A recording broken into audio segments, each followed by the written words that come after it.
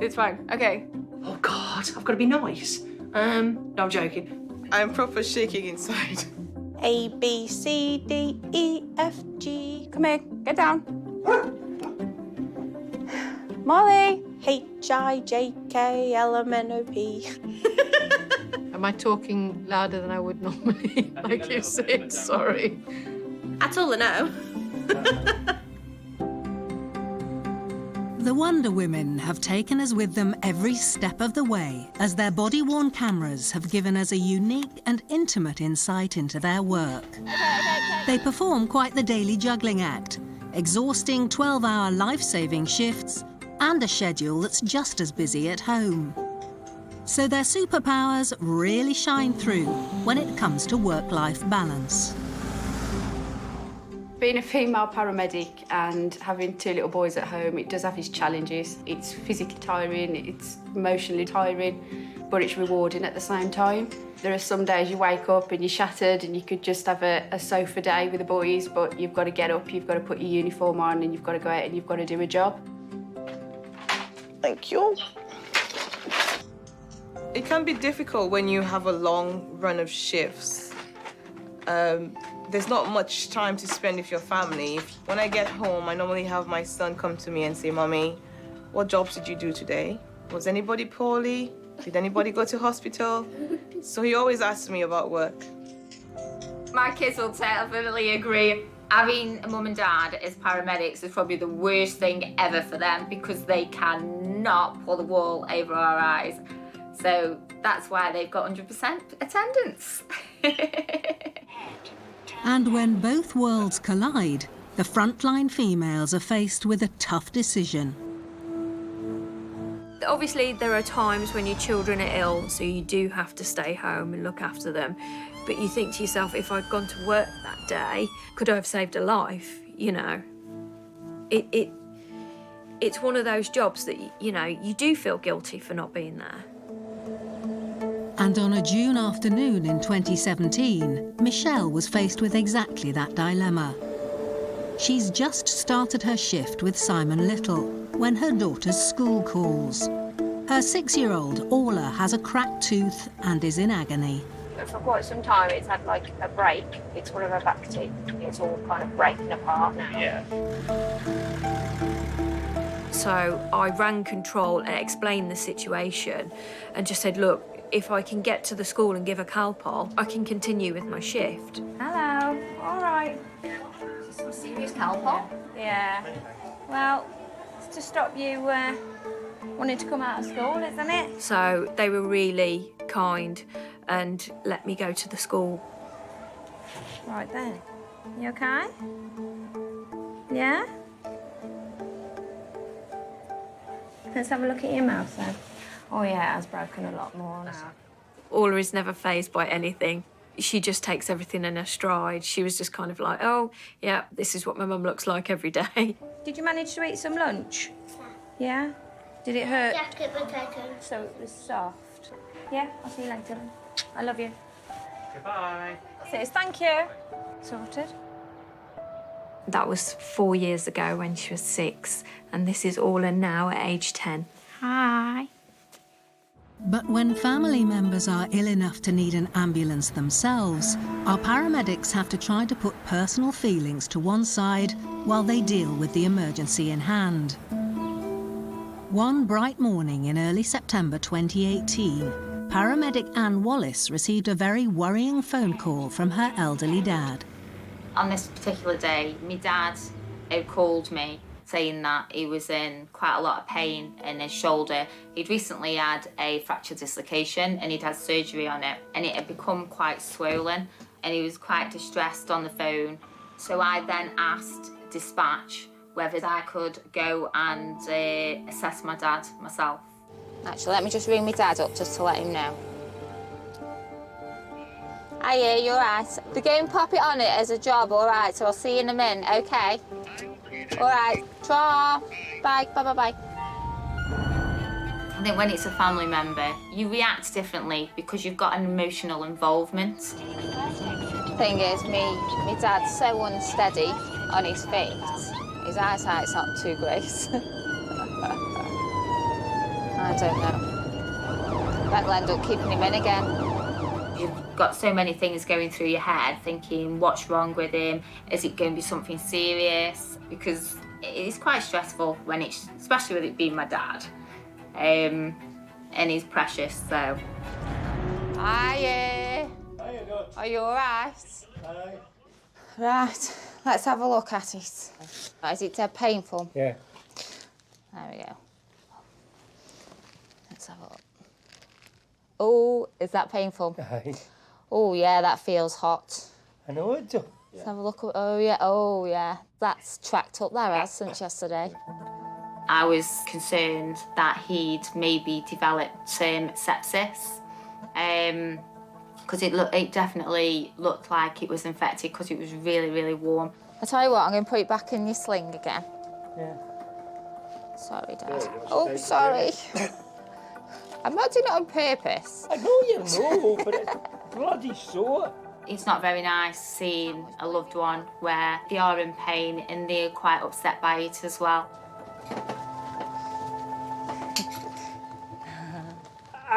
Sorry. She keeps saying, Joe. Sorry, after she hugged me. I'd have been more gentle than that day. Right, I'm going to jump in the Stop front. whinging. Lucky you.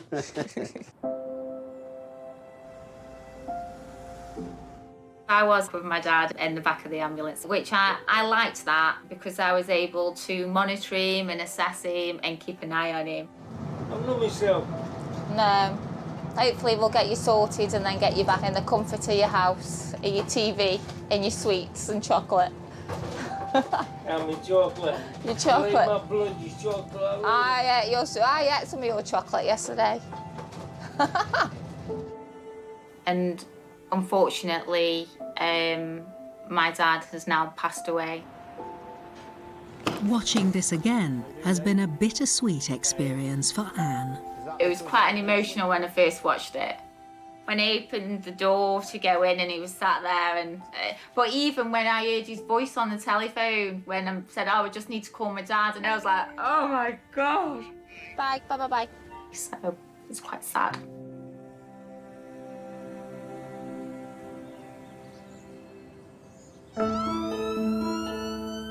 When a day at work can be so draining, maintaining a good work-life balance is more important than ever. We all have different ways of coping. For me, at least, if it's something particularly traumatic, when I come home, sometimes I just sit in the car for 10, 15 minutes and just sort of give myself time to, if you like, process it again. I, pre-pandemic, greatly enjoyed boxing. And that was kind of like a release for me to get all of my emotions out on the boxing pads. You can't bottle it up. I'm really good at my emotions, so I will get in the cab and I will just word vomit everything I'm feeling, and you leave it in the cab. As soon as I get home, the first thing I have to do is kiss the kids. It makes you appreciate what you've got at home.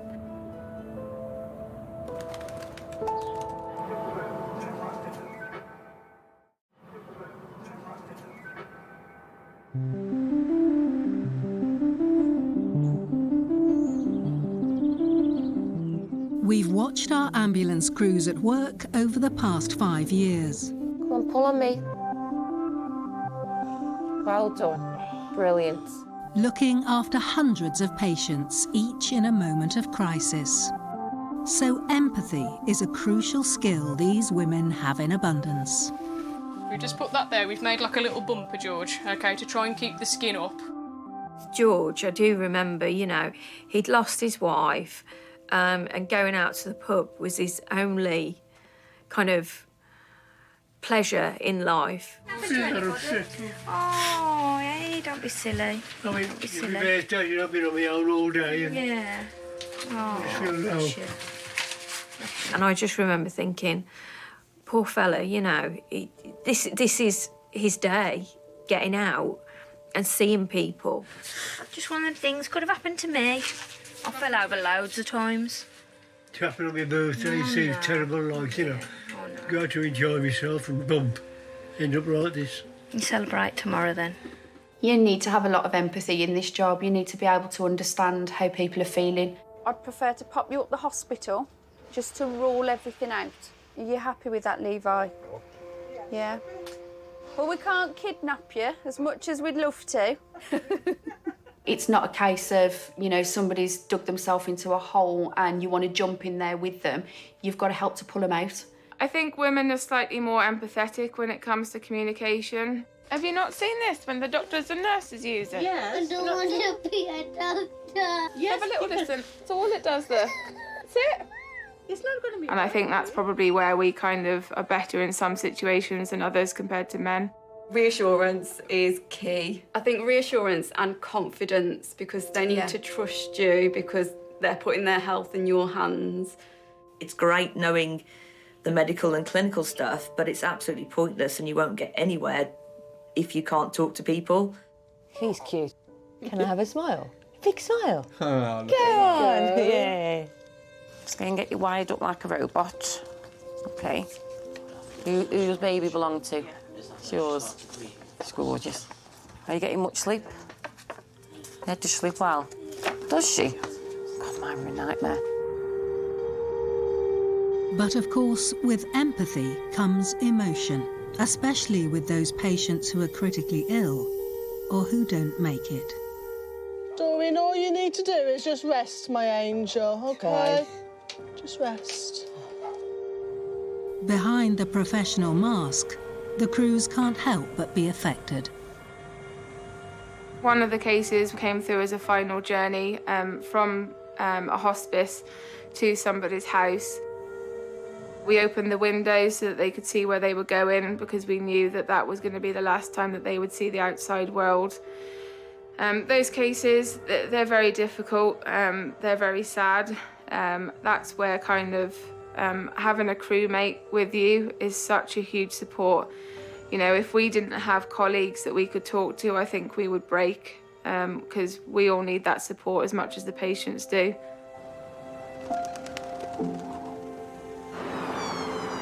There isn't a paramedic out there that doesn't have certain jobs that they'll never ever forget. Certainly for me, my worst case was a road traffic accident a few years ago. And whenever the sat-nav's taking me there, it just brings a big lump in my throat. Yeah, end of life is just, it's really horrible because most of the time you've also got the family around that are dealing with this firsthand, and you've also got to be there for them as well. We've seen our Wonder Women show empathy in extremely distressing situations over the years. Anna Ray had to hold in all her emotion while comforting the mother of a terminal cancer patient. I'm sorry that I've upset you. You haven't. I knew it was good news. You know, I'm 82. It's only 54. The last time we went, they said everything was fine. Yeah. But now it's going to her brain. Oh, life can be horrible. It can, yeah.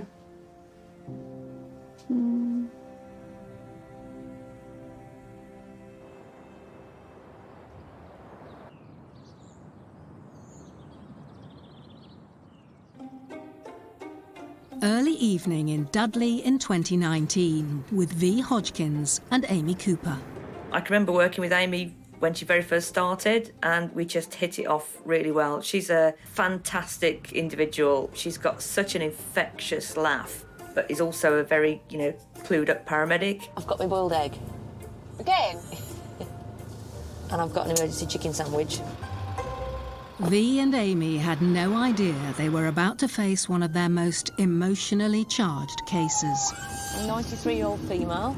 She is feeling sleepy and is hot to touch. It would take every ounce of their empathy superpower to comfort a critically ill patient and her very distressed daughter. Hello? Hello, sweetheart. I do remember the case. Certainly when we got into the house, the little frail old lady, Beryl, lay in bed, and her daughter was extremely upset. What's the problem today then, darling? I don't know really how to explain it. OK, your family, I presume, guys. You all right? Do you want to fill us in? She'd been asleep all day. Yeah. Just woke up. The lady come to do her feet. She was asleep all the time. Can do her feet. Spoken. Yeah. All right. And I couldn't do it properly. Yeah. And she was just eating, like just done some rice pudding. She was eating and she fell to that side. She sort of flopped to her side. OK. Yeah, it's just frightening because she's never done anything like OK, OK. We'll have All right, OK. I can't. It's OK. All right. Just going in and trying to work out, is it something serious? Is it something time critical? Whilst trying to take all the history on board at the same time and deal with the obvious emotions that the family members had got. It's a bit tough. Beryl the Peril, let me have a listen to your chest, darling, all right? Yeah. OK. She's got crackles on the bases of her lungs, so probably starting with a chest infection not quite cleared up. V suspects Beryl has sepsis, a potentially life-threatening reaction to her chest infection. Beryl, darling, it is going to have to be a trip back up the hospital, I'm afraid. Is that all right? Yeah, I do. No? I'll come with you and I'll stay with you. I won't leave you. Yeah. Right, so she's going to be on our stretcher with a blanket over her. Right, so I don't want her wrapped up because she's cooking. What is she? 38.8, which is why she feels so weak. I knew there was something wrong. I can, to a lot of people, appear quite tough on the outside, but I am a big softie on the inside. And I do feel very empathetic towards patients. Sort your seat out. Beryl, are you comfortable? Yeah. As Comfortable Camber. as ever be. Across the series, we've seen time and again how the chats on the way to hospital give the crew the chance to bond with their patients. Let's get you some VIP treatment, hey? Yeah, please. Yeah? She needs it. She's the best mum in the world. She needs VIP treatment. I disagree. Beryl's lovely, but my mum's the best mum in the world. Okay, I'll let you off. We're all allowed to say that, yeah. We are. Yeah. My mum is the best mum in the world. There's no shadow of a doubt as far as I'm concerned. She is my inspiration, always has been. My mum herself joined the ambulance service in the 60s and did 40 years working for West Midlands Ambulance Service. I bet you wish it was two hunky-looking men, paramedics instead of two ladies. The way I feel, I couldn't care less. My mum certainly inspired me in my life that anything I wanted to do, I could just go and do it, and, the world was your oyster.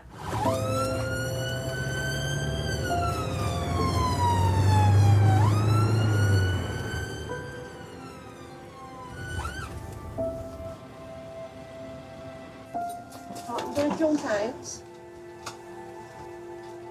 Down we go, Beryl. Yes, if you're dealing with patients that are terminally ill, it does pull at your heartstrings, and we just try to do the very best we can to make them comfortable, to help them as best we can, and unfortunately it is part of the job.